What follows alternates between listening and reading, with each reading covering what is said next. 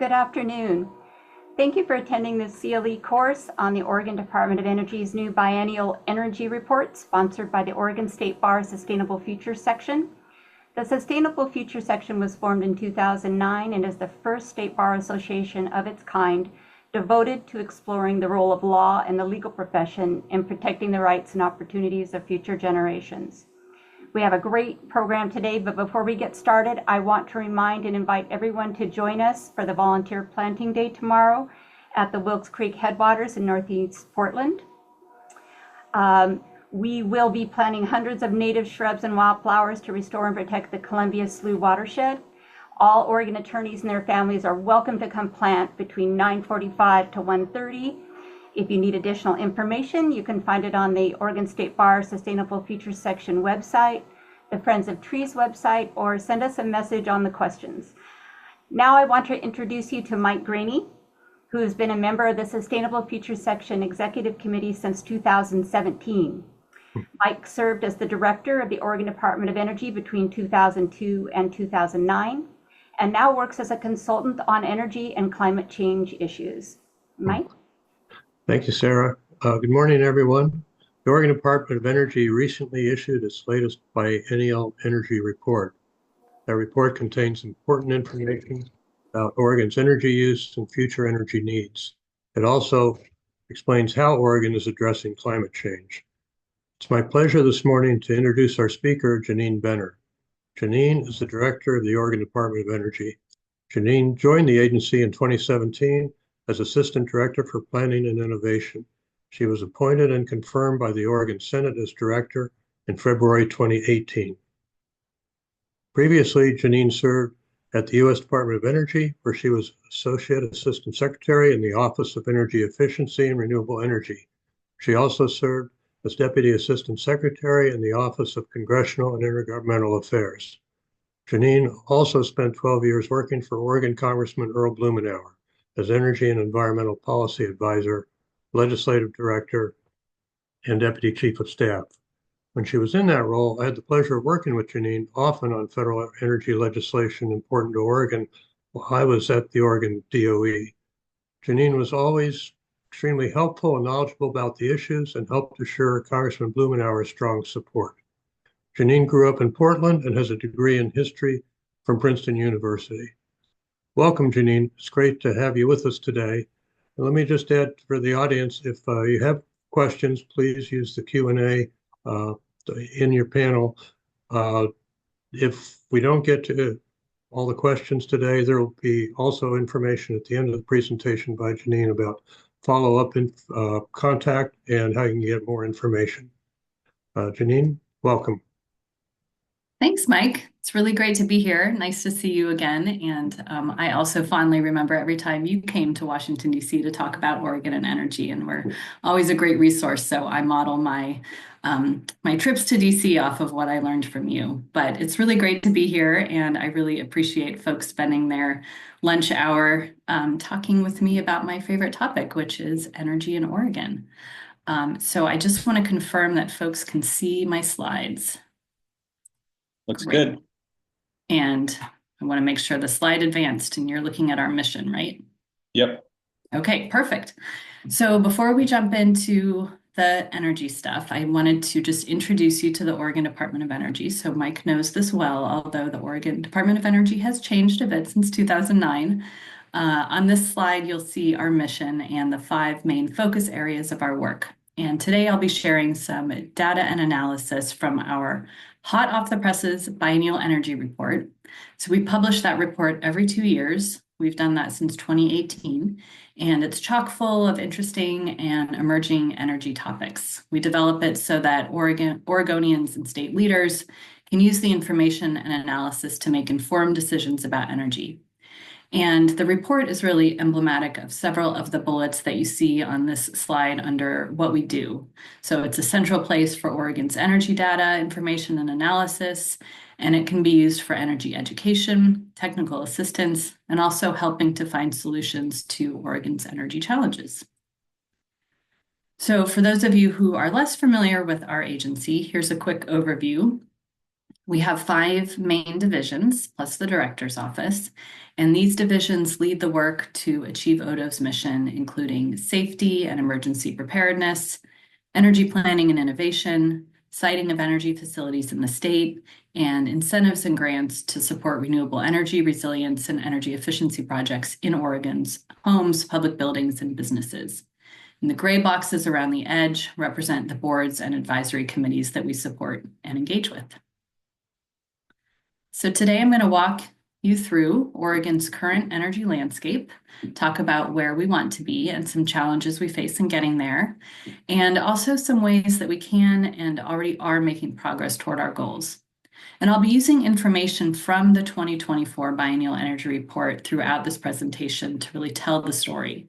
And then at the end, I'll walk through the report itself and show you how you can use the report to help you understand energy in Oregon and how you can help make the state, help make progress towards our goals. Okay, so starting with where we are. And the next bit of information that I'm going to share will come mostly from the Energy by the Numbers section of the report. That's really a data-centered section with charts and graphs that cover Oregon's energy landscape. So heads up, there's going to be lots of charts and graphs. This chart represents the flow of energy in Oregon, including energy produced in the state, imported energy, and energy that's converted for electricity generation. The flow starts on the left and continues through to sector energy use and energy exports. And this is based on data from calendar year 2020. It's what's called a Sankey chart. And if you look at the dark blue energy produced as a starting point, you'll see that most of the energy that Oregon produces in state is renewable electricity, including hydro, wind, and biomass. And at the top in light purple, you'll see that Oregon's energy imports are primarily fossil fuel-based raw fuels or electricity that's generated from fossil fuels. That big brown section at the bottom left represents the natural gas and petroleum products that we import. Now, the energy we produce and import helps meet various needs, from in-state electricity generation to transportation fuels to natural gas and electricity that supply homes and businesses. And some of the energy we produce is exported to other states. Now, you may be surprised to see such a large category for waste at the end of the flow. And this is energy that was generated but ultimately goes unused, usually because it is lost as heat, such as when we combust fuels. And I'm going to talk a little bit more about this waste energy later in the presentation.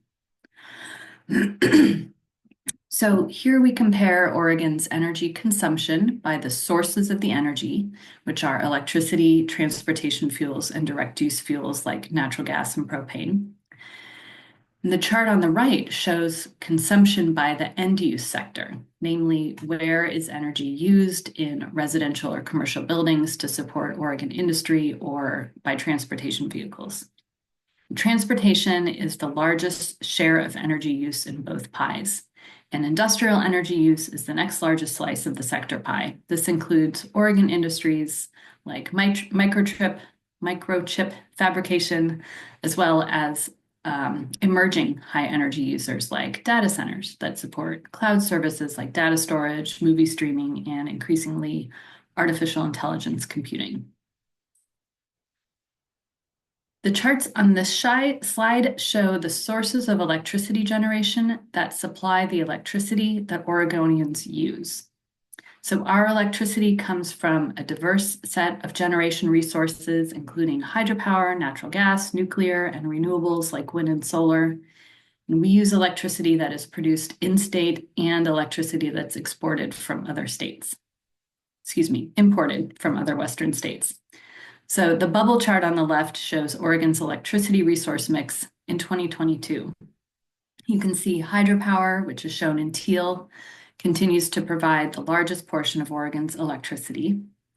And you may be surprised to see that coal is still in Oregon's mix, since the last coal plant in Oregon stopped operating in 2020. But some coal-generated electricity is still imported by our utilities, and we still see it showing up in the electricity that we use.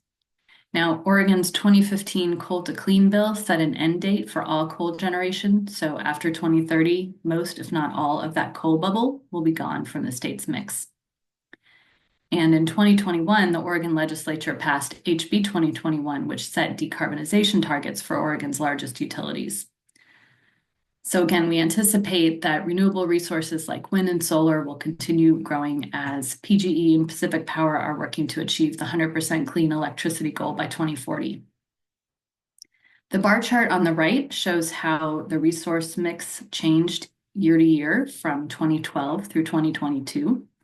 You can see that the electricity that Oregonians use changes from year to year, largely following the changes in hydropower generation in the region, which is affected by the amount and type of precipitation we receive each year. But you can also see the various sizes of those bars growing and shrinking over time. So that gray coal bar is really shrinking.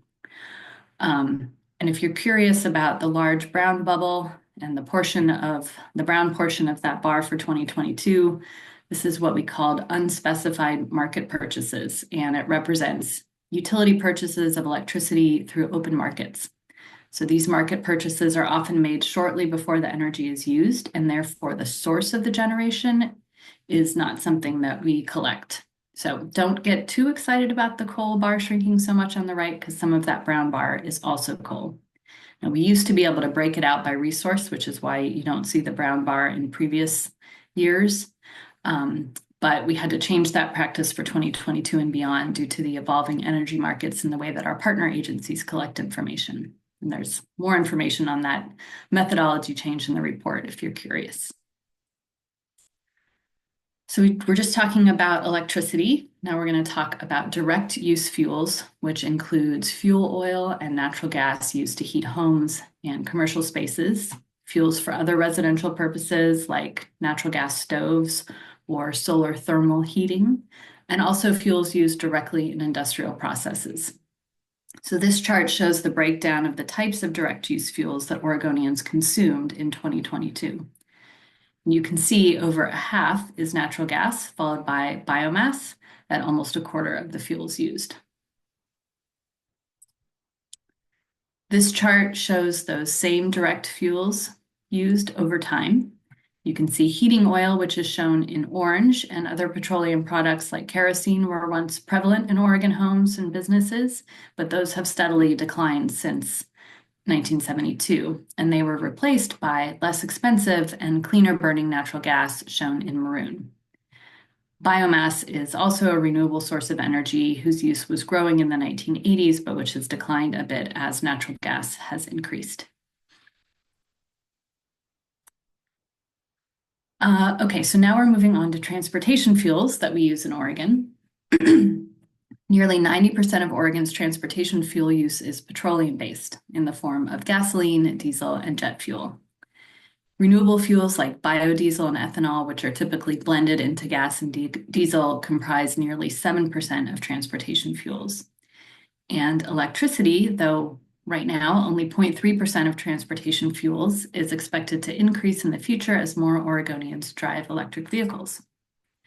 State policies like the Renewable Fuel Standard and Clean Fuels Program, and soon to be the Climate Protection Program, are driving increasing use of lower carbon fuels in the state. So here we can see the same chart, transportation fuels over time. In Oregon, and actually also nationally, total transportation energy consumption has been on the rise since 1960, except for the brief drop in transportation fuels early in the COVID-19 pandemic, which you can see on this chart.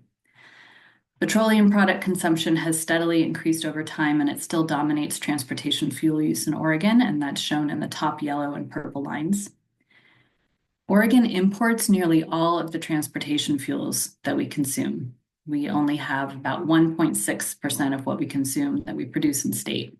And that means that we're paying a lot, so over $11 billion in 2022, to other states and countries where extraction, processing, and refining of transportation fuels occurs.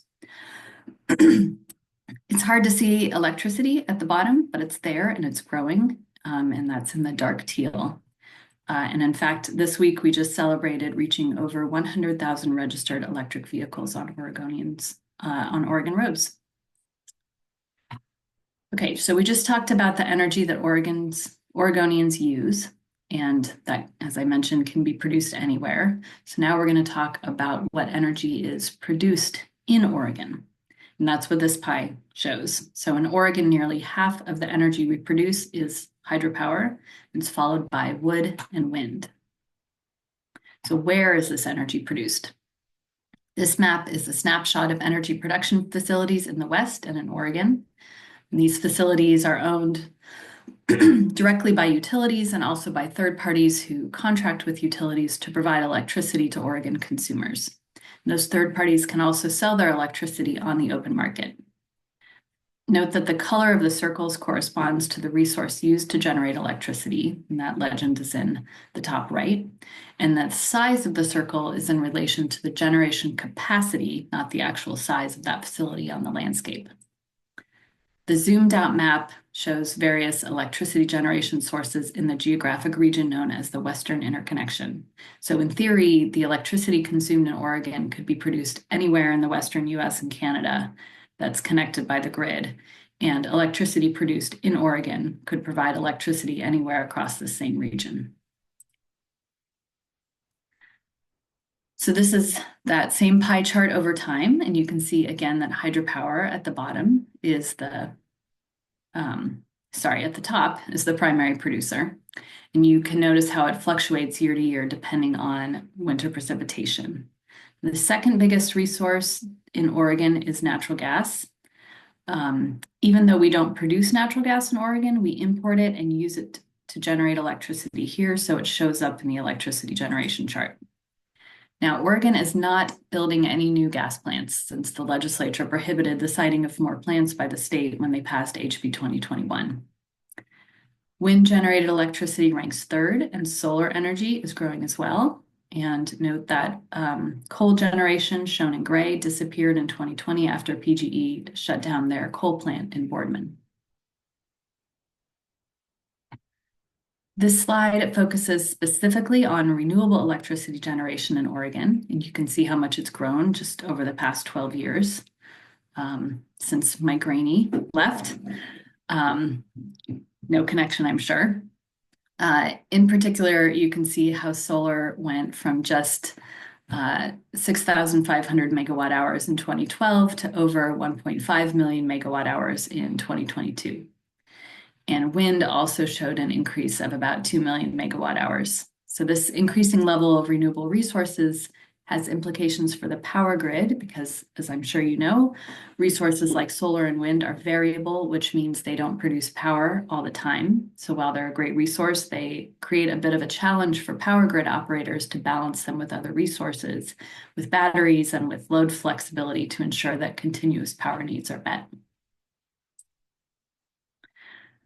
So I want to take a moment and share with you how the state permits the facilities that generate electricity in Oregon.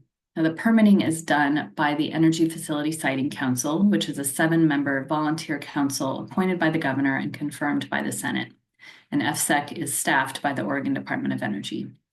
Council is responsible for overseeing the development of large electric generating facilities, high voltage transmission lines, gas pipelines, radioactive waste disposal sites, and other big projects. And this state-level oversight of energy facilities really helps ensure Oregon has the energy supply it needs while protecting Oregon's environment and public safety. Smaller facilities with less of an impact on the landscape are permitted at the county level.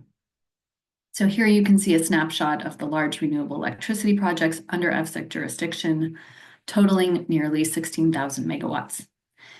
While most operational facilities are wind, you can see that solar and battery storage are the most common facilities under review currently.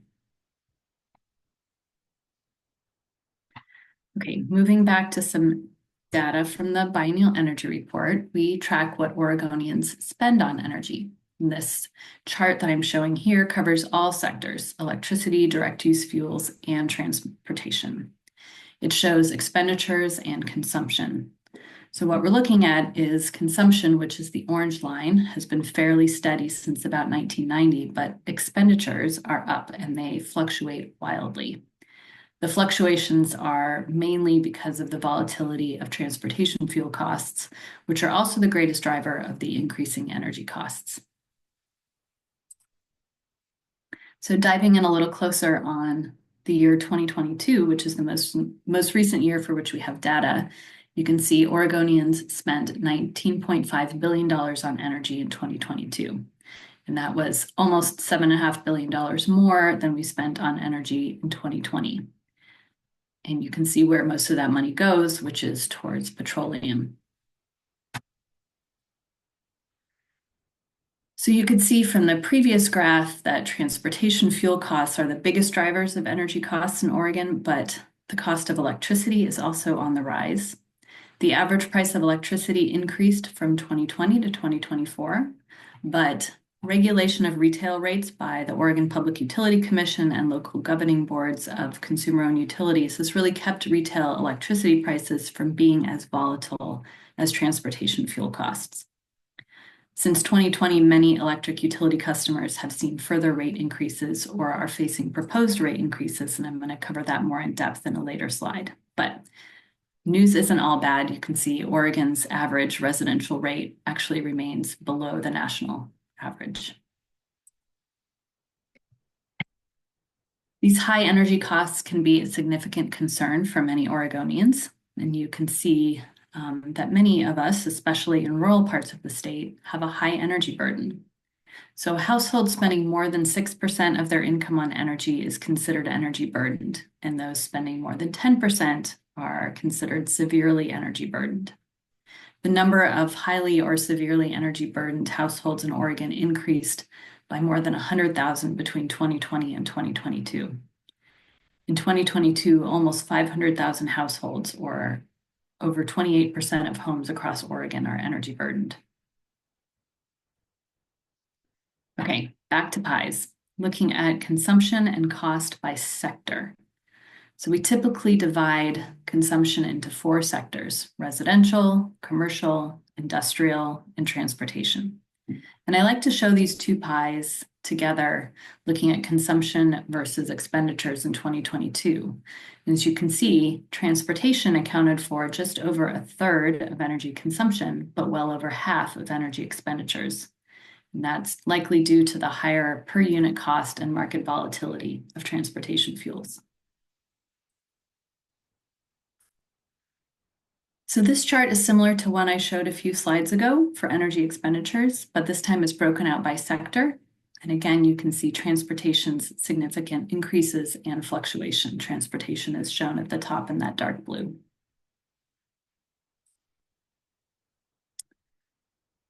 All right. So I've shown a lot of charts for energy resources and the electricity resource mix. Energy efficiency also plays a really important role in energy in Oregon. In fact, energy efficiency is sometimes considered the second largest energy resource in the Pacific Northwest after hydropower. And this chart is from the Northwest Power and Conservation Council, which does supply and demand planning for the region.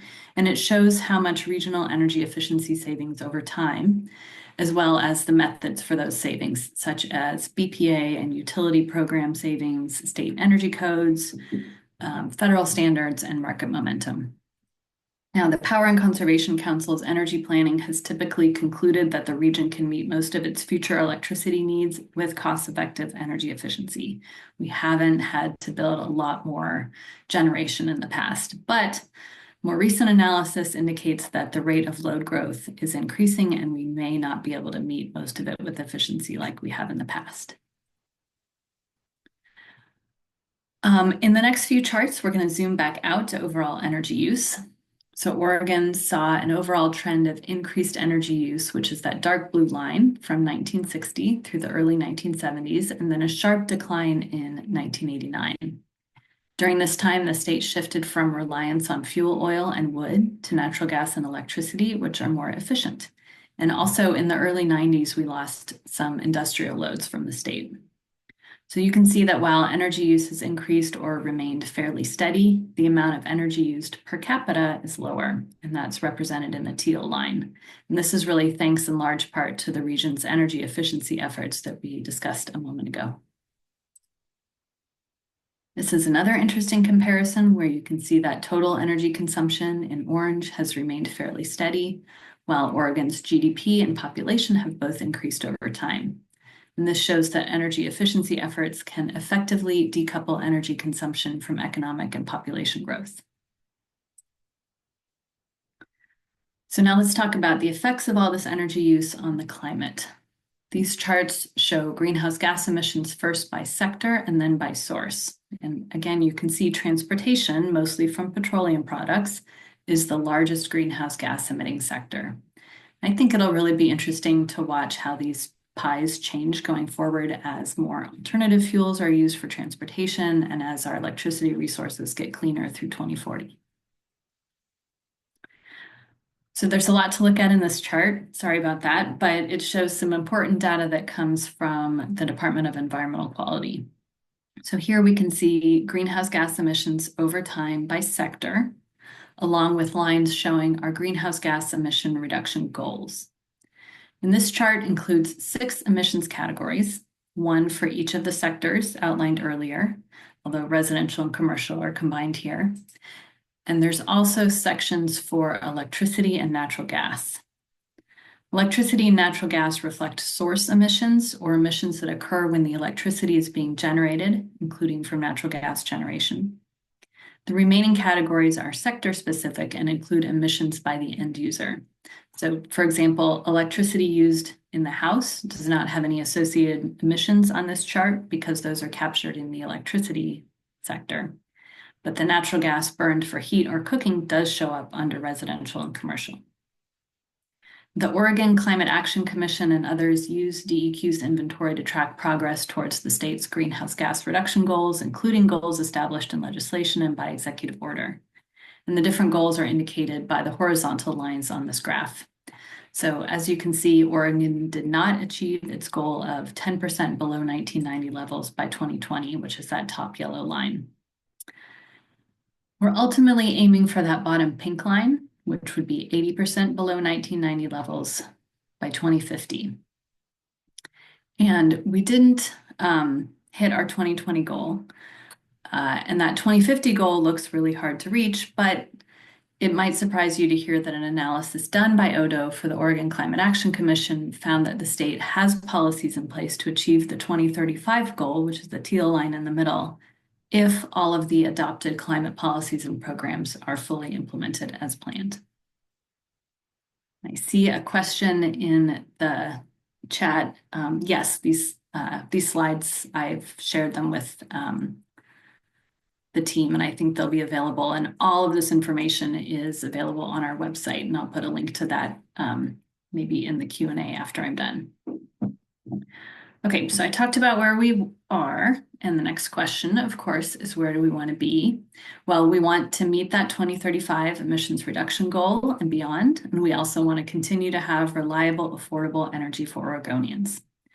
So over the next few slides, I'll touch on some of the state policies and programs that we currently have in place.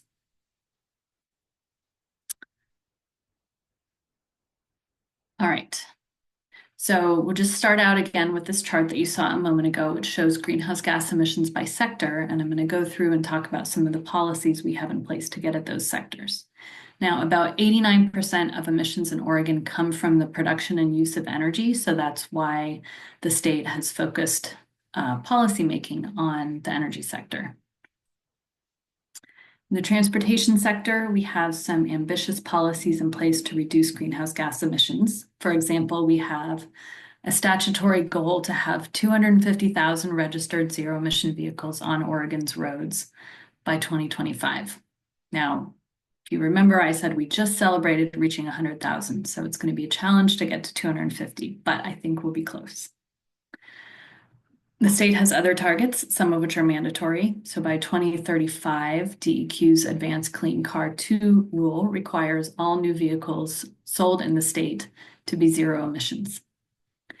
At the same time, DEQ also has the Oregon Clean Fuels Program, which sets standards for average carbon intensity for regulated fuels. This policy requires a gradual reduction in carbon intensity over time.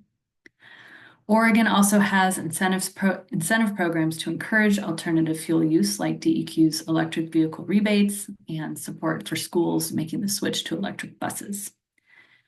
The Oregon Department of Transportation also has multiple programs to fund EV charging throughout the state to support this shift to EVs. And on the Oregon Department of Energy's website, we have an EV dashboard that will show you all about where the EVs are in the state and how much you can save by switching to electric. Okay, so for the industrial sector, we don't actually have a lot of sector-specific laws and programs, but Oregon's target to reach 100% clean electricity by 2040 will be a supporting policy as industry uses a lot of electricity. And the climate protection program that DEQ is currently working on will also support lower emissions for natural gas and other process fuels in this sector. Energy efficiency and renewable energy programs can also play an important role in supporting industry decarbonization, and there are programs at ODO and other entities like Energy Trust of Oregon that help industrial partners with renewable energy and energy efficiency measures.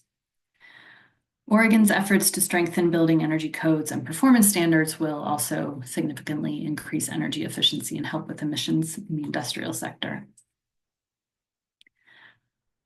For the residential sector, the programs that I mentioned earlier will also reduce emissions from that sector. For example, the climate protection program will lead to reducing emissions of natural gas use in homes. Home energy scoring, which I'll talk about in a moment, and appliance standards, building codes, these will all help homes become more efficient and identify further improvements that can make a big difference in comfort and energy savings. Following the heat dome of 2021, the Oregon legislature set a goal of having at least 500,000 energy-efficient heat pumps in Oregon homes by 2030. And this technology, if you're not familiar, is an efficient way to both heat and cool homes. And you can actually learn more about heat pumps in the 2022 Biennial Energy Report. There was a whole section on heat pumps. The Oregon Department of Energy has 2 programs to incentivize installing heat pumps in owner-occupied and rental homes across Oregon. And thanks to federal funding, which I'll talk about more later, we expect to have even more support for this effort towards Oregon's goal on heat pumps. The commercial sector will also benefit from goals and programs that I mentioned earlier, alongside new building performance standards. The 2023 legislature passed a bill establishing an energy performance standard for commercial buildings. The Oregon Department of Energy is currently working to launch this program, which will require many large commercial buildings to enhance energy management practices and implement energy efficiency measures to meet energy use targets. So the agriculture slice of the pie is a little different. The emissions shown here for the agriculture sector are not energy related, but rather emissions from agricultural practices like gases from manure. Energy-related emissions, like from equipment used on site or energy to power buildings, are captured in the transportation or industrial slices of that pie.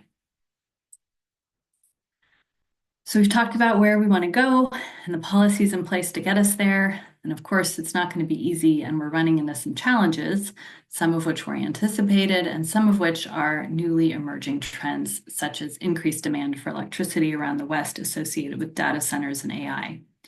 We're also already seeing climate change affecting Oregon's energy infrastructure and even influencing Oregon's energy use. The 2024 Biennial Energy Report includes a number of Energy 101 briefings to help provide baseline information on some of these challenges. So we already talked extensively about climate change and the policies that Oregon has in place to reduce emissions.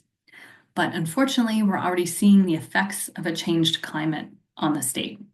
We have an Energy 101 piece on how climate change is affecting the energy system. So for example, climate change can affect energy demand as hotter and longer heat waves require additional cooling in homes and businesses. And warmer temperatures and more frequent heat waves have created new summer peaks in electricity demand, where the Pacific Northwest used to typically peak in the winter. With those higher temperatures caused by climate change, many areas of Oregon that historically received snow in the winter are likely to receive more rain, and this change in precipitation type will shift decades-long patterns of when hydropower is available across the Pacific Northwest. Climate change may also affect the reliability of the region's energy system. Increased frequency and intensity of extreme weather and wildfire can affect energy facilities and transmission lines. Extreme flooding and landslides can also affect delivery of other energy, like transportation fuels. And of course, as climate change affects Oregon's energy system physically, it also creates additional financial costs. This includes costs from generating electricity, responding to emergency events, repairing infrastructure, and investments in additional heating and cooling equipment in homes and businesses. While climate change affects the energy sector, this Energy 101 piece also talks about how certain actions and policy choices and consumer behaviors can help mitigate climate change or help Oregonians adapt to a changing climate.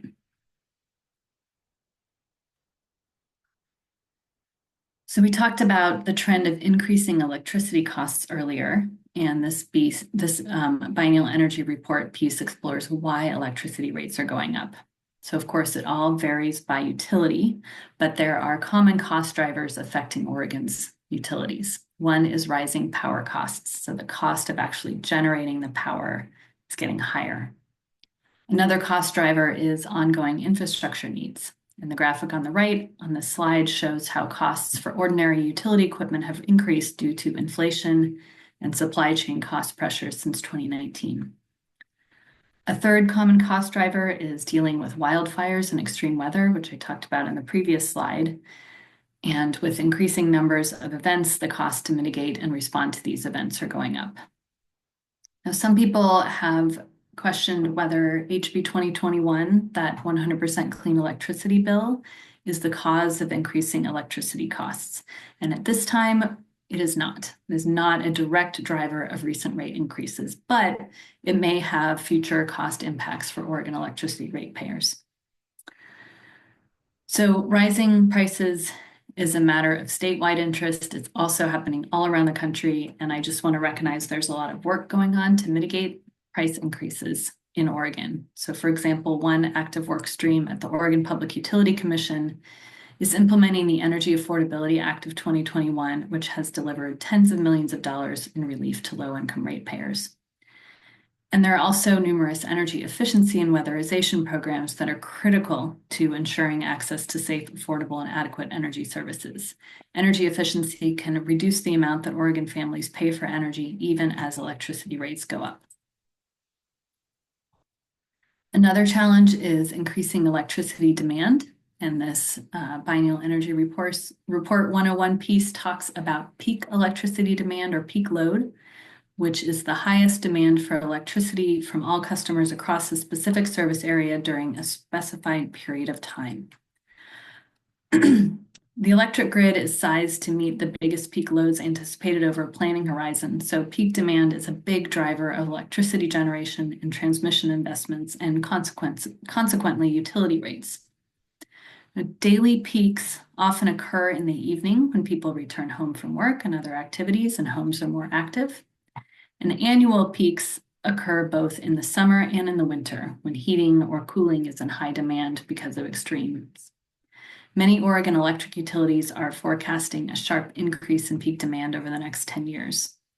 The chart on the left shows Portland General Electric's previous and forecasted peak loads for both summer in red and winter in blue.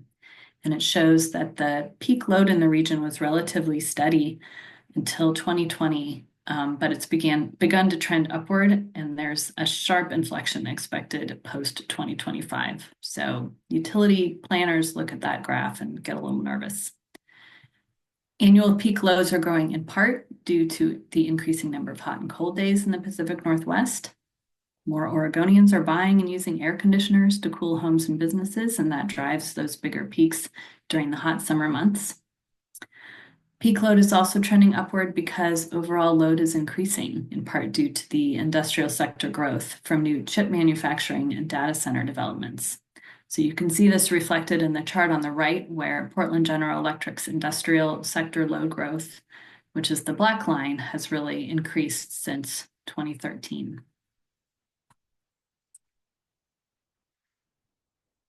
Energy experts agree that to meet increasing demand and peak loads, the region will need to build a lot more renewable electricity generation and transmission lines to move the electricity to where it's used. And it's difficult and time-consuming and expensive to site and build new transmission lines, which is why people are starting to think about what can be done to reduce the need to build more lines and take advantage of the existing system. So we have a piece in the Burr that explores the many options to help reduce the total amount of transmission expansion needed, while also improving the reliability and resilience of the grid. Finally, you might remember seeing this chart at the beginning of my presentation, the Sankey graph showing Oregon's energy flow. Well, here we show that diagram again, but this time with the waste category featured in red. So while the word waste implies some level of neglect or inattention in allowing energy to escape, energy loss is actually a normal outcome of storing, moving, converting, or using energy. So you can think about waste energy as the unused portion of energy, including energy required to get the final work product in a system or process. In Oregon's energy flow diagram, waste energy makes up about 54% of all energy produced or imported in the state, and some of this is that unavoidable energy lost. But energy efficiency can reduce waste in buildings and industrial processes. This is things like updating equipment to newer technology that uses less energy to do the same amount of work, or adjusting control of equipment to only use energy when it's needed. Efficiency investments can help support more reliable and resilient energy systems, among many other related benefits. And efficiency can provide these benefits without some of the negative effects on Oregon's land, air, and water that some energy generation resources have. Certain technologies are also more efficient than others. For example, gasoline-powered cars lose about 70% of the energy they consume as heat, whereas electric vehicles are over 3 times more efficient, so they only lose about 20% of the energy they consume. Okay, so we talked about the energy landscape, where we are now, where our state's energy policies and laws require us to be, and some of the challenges and opportunities along the way. And the question is, how are we going to achieve our ambitious goals and targets while maintaining affordable, reliable energy in the state? How are we going to achieve an equitable clean energy transition? In our 2022 Biennial Energy Report, ODO included a recommendation to develop an energy strategy to align policy development, regulation, financial investment, and technical assistance in support of an intentional transition to a clean energy economy. The legislature agreed with our recommendation and directed ODO to lead development of an Oregon energy strategy through HB 3630. The bill also set some parameters around what the energy strategy should do and how it should be developed. It calls on ODO to assess different pathways to achieving Oregon's energy policy objectives, not just one route, but several, so that Oregonians can consider trade-offs between each pathway. So our team is right in the midst of working on this energy strategy, and we're going to be submitting it to the legislature in November of 2025. So tune into our website if you're interested in learning more or taking part in it. Another important piece of the puzzle is energy security, especially important as climate change threatens our energy infrastructure. In September, we published a new Oregon Energy Security Plan that outlines the state's current energy infrastructure, quantifies threats and hazards that cause energy insecurity, and identifies potential measures the state and its partners can implement to manage risk and strengthen Oregon's energy security. So there's a section on that in the Biennial Energy Report as well. Now, as we map out our energy strategy to figure out the best path forward to meet our energy and climate goals, the federal government has been an important partner in helping fund some of these efforts. And this graphic shows the various grant funding stemming from the 2021 Infrastructure Investment and Jobs Act and the 2022 Inflation Reduction Act. This shows grants that ODO has been awarded or is pursuing. And the funding is supporting energy and grid resilience, renewable energy, energy efficiency, workforce training, and much more. I, of course, must acknowledge that there's now some uncertainty around federal programs following the national election, and it's really too soon to speculate how the election will affect each of these federal funding streams, but we're committed to continuing to bring them in as much as possible. So the 2024 report highlights some additional innovative technologies and practices that'll help us achieve our goals and successfully implement the policies in place. And I'm going to go quickly through these because I want to leave time for questions. There's a piece in the Burr on advancements in clean hydrogen. There's also an Energy 101 looking at the emerging technology of agrivoltaics, which is combining agriculture and solar photovoltaics on the same land. Some really interesting groundbreaking work being done here in Oregon on that topic. In addition to being featured in the Biennial Energy Report, we also have a podcast on agrivoltaics. Our podcast is called Grounded, and you can find it on your favorite podcast app. And then finally, there's a piece on home energy scoring, which is a way of informing consumers about the energy performance of a home, as is an area where our state has been a national leader. So a number of cities in our state, including Portland, require homes that are for sale to get an energy score. And much like a miles per gallon assessment for cars, a home energy score reveals the energy performance of a home to help homeowners understand how efficient the home is and what the energy costs might be. So that was a quick romp through the Biennial Energy Report. Here's just a little more information on the report itself. We produce it every 2 years. The goal is to provide a foundation for important conversations about Oregon's energy future. And we're always interested in helping answer questions that Oregonians have about energy. So if you have any thoughts on what topics you'd like us to cover for the 2026 report, you can reach out through the link on this slide and on our website. And here's for the 2024 report, here's the table of contents. So we covered some of this information today, but as you can see, there's a lot more to dive into. I hope you find this resource useful, and please don't hesitate to reach out with questions or comments.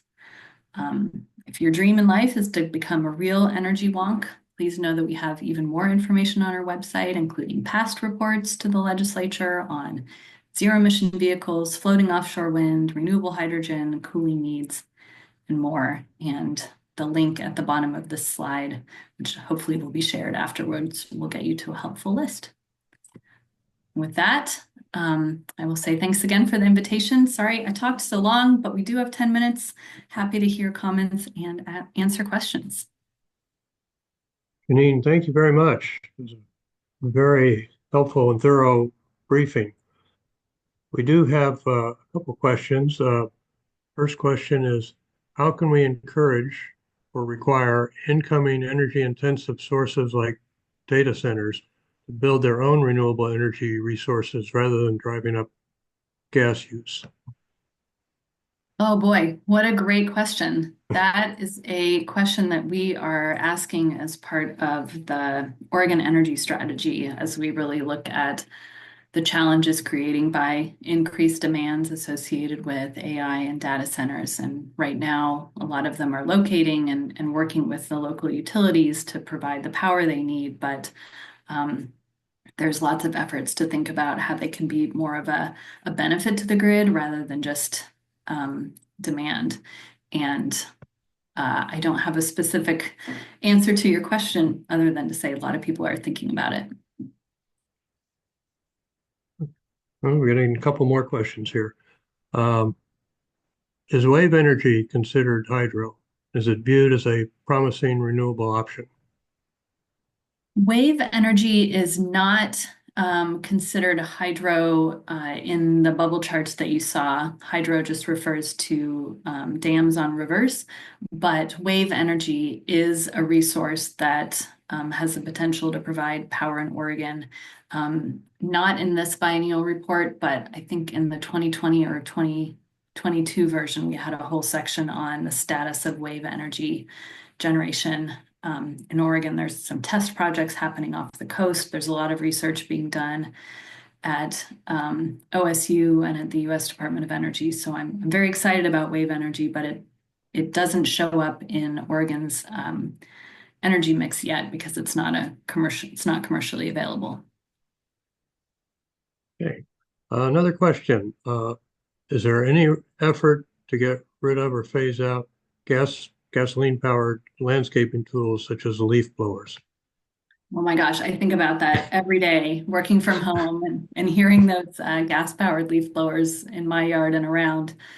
I think there's efforts locally to do that. It's not an area where the Oregon Department of Energy has any authority, and we haven't done any research into that, but I think there are people trying. Mhm. Another question. How about pump storage and in-pipe hydro? Pumped storage, we had a section in the 2022 Biennial Energy Report on energy storage, including pump storage. Definitely promising, again, sort of a newer technology. And in-pipe hydro, the same. We have some programs at the Oregon Department of Energy that are supporting innovative projects like that around the state. There's smaller projects, so they're not necessarily showing up in the charts and graphs that I showed, but definitely a promising technology and one that could be beneficial to our energy sector and also to agricultural and rural businesses. Let's see. Looks like we have one more. Is DOE involved in expanding electric vehicle charging stations to more areas around the state? Yes, absolutely. We have looked at that topic as part of another report that we do biennially on the off years from the Biennial Energy Report called the Biennial Zero Emission Vehicle Report. And that is something the legislature has asked us to do to look at sort of where zero emission vehicles, including EVs, are happening in the state. And charging and where that charging infrastructure goes is a really important piece. If we're going to ask people to drive electric cars, they need to be able to charge them wherever they are in Oregon. So the Department of Transportation is the agency that's really taking the lead on the deployment of those fueling stations. They're pulling in some federal funding to help do that, and ODO does more of the behind the scenes research and analysis, looking at where we might need those stations and helping educate Oregonians that there actually is charging infrastructure available. On a follow-up to that, do you think that by 2035, when the 100% zero emission vehicle target occurs, that there'll be enough electric vehicle charging stations both in the state and the region to confidently drive around in an EV? Yes, yes, I do, Mike. Because there are people working on it, getting new stations out every day, pulling in the federal funding. And it's definitely recognized as the two things need to go hand in hand. We need the cars, create the market for the charging. We need the charging to fuel the cars. Right. And one more question. What do you see as Oregon's biggest energy and clean energy obstacles or challenges aside from affordability? Well, it's hard to pick the biggest. I would say it's the combination of challenges and how each of them individually is hard enough, but put together, it makes it harder. So, for example, climate change, I mentioned the effects on Oregon's energy infrastructure. So it's reducing the reliability of the electric grid. At the same time, we need to be relying more on that electric grid because electrification is an important strategy for decarbonization. So we need to electrify as many end uses as we can, as fast as we can, but at the same time, we need to make sure that we have a reliable electricity grid. At the same time, that's being threatened by increasing extreme weather and wildfires. It's like sort of a perfect storm of a challenge. And I see another question on resource adequacy and incentives for electricity. We need to make sure we have resource adequacy. Again, if we're going to be increasing the amount of electricity we use and we rely on as a state, we need to make sure we have adequate electricity. So the good news is there's a lot of conversations happening amongst utilities, a lot of collaboration happening across the Western grid so that we're hopefully able to take advantage of a bigger geographic footprint that's bigger than the weather, for example. So if the wind isn't blowing in the gorge, maybe it's going to be blowing in Montana, and we can be importing wind from Montana. So the bigger the footprint we have to be able to import and export power between, the more reliable and cost effective we can meet our needs. Great. Thank you, Janine. Thank you so very much for your presentation and for your responses to questions today. The My time is pleasure. about. And Sarah, does you have any concluding remarks? I'll just add that we should be emailing everybody who registered early next week with a link to the video and a link to an upload of the slides. Great. And I will put a link to the biennial energy report. Should I put it in the chat? Should I put it in the Q&A? We can just include that in the email that I'm talking about that goes out next week. Okay. I mean, I get, yeah. I'll just put it in the chat too for good measure. I There don't we know. go. Yeah, I don't know. Hopefully people see that. I don't know if the chat just goes to panelists and post or not. Ah. Well, in case not, we'll cover that base by sending it in the email next week as well. Okay, sounds good. Thanks for the opportunity. Thanks for the good All right, questions. thanks so much. Thank you. Yes. Thanks very much, everybody.